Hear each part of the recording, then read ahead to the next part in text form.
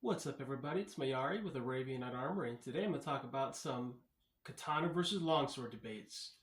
So the first thing I'm going to mention is length. The katana here is a 40-inch blade, or a 40-inch tip to end. The blade would be less than that.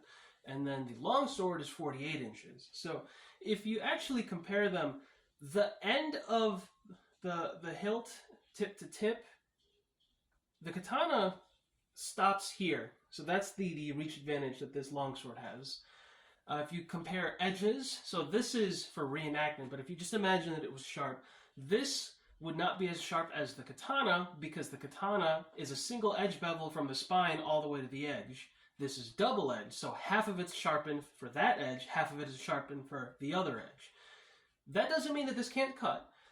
If this was a sharp blade as opposed to a blunt reenactment blade, this could still be used for cutting purposes, but this would do a little bit better of a job. If we compare blade durability, this is spring-tempered. Historically, a lot of longswords would be spring-tempered.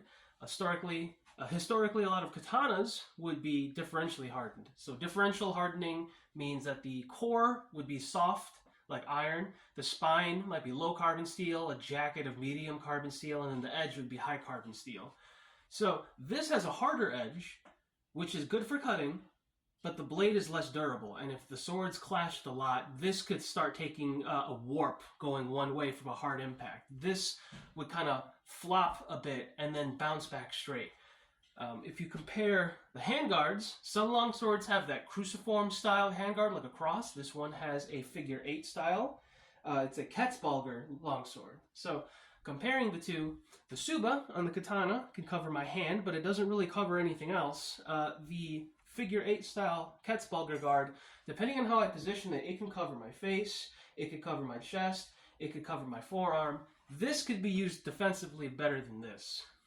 If we compare the grip section, one advantage I'll give the katana is that historical grip would have stingray leather and that inlay on the inside.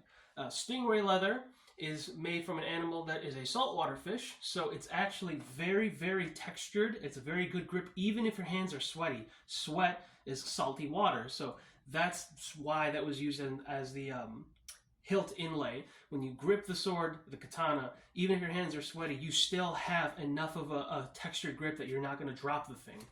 This style, it has leather that has been molded using like winding twine to get the grooves in there. This is still very comfortable to use, and it's still a reasonably secure grip, but if my hand was especially sweaty, I suppose this I'd be more likely to drop than this.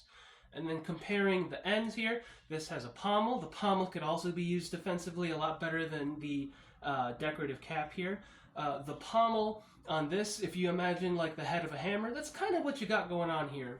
Whereas with this, the cap is decorative. It's not paper thin or anything, but it just doesn't have the impact force. So if you compare the two, I mean, the longsword and katana debate, there's a lot going on. I mean, yes, this is curved, which means during a sword clash, the katana could line up its point easier than the longsword, which if I was in a clash, I have to take a step to get that point lined up. I would still say the longsword is the better of the two. The fact that I can use both edges, the fact that I have the pommel and as a backup option, I have the more protective handguard, the extra 8 inches of reach on this. This would be my go-to weapon. But I still do see arguments for the katana. I won't call it trash or garbage. I know a lot of medieval people, reenactors, will say awful things about the katana. But no, I still think it's a very elegant blade, and I still think it's a very useful weapon. Between the two, let me know what you think, and have a good Thanksgiving.